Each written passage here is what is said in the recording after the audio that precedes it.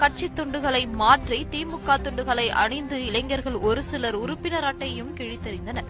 இந்த காட்சிகள் தொலைக்காட்சிகளில் செய்தியாக வெளிவந்த நிலையில் இதனை கண்ட அந்த வீடியோவில் இடம்பெற்ற சில பெண்கள் கூறியிருப்பது, மகளிர் சுய உதவிக்குழு கடன் வாங்கி தருகிறோம் என கூறியதாக எங்களை அழைத்து சென்றார்கள். எங்களை ஏமாற்றி சேர்த்தது எங்களுக்கு எப்படி தெரியாதோ அதே போல்தான் திமுக மண்டல குழு தலைவருக்கும் தெரியாது.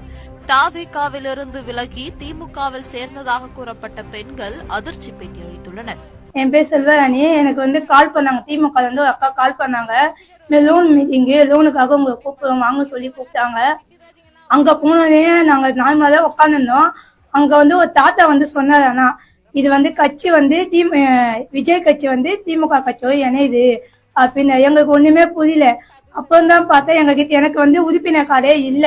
இனிமேதான் நான் போட போறேன். ஆனா உறுப்பினர் யாரோ ஒருத்தர் உறுப்பினர் கார்டை என்கிட்ட கொடுத்து அதை தீக்க வச்சு எங்க உட்காச்சு நாங்க விஜய் கட்சி நம்ம கட்சியில இருந்து அந்த கட்சி திமுக கட்சி போறாமே எங்க ஏமாத்தி அந்த வேலை பண்ணிட்டாங்க சார்.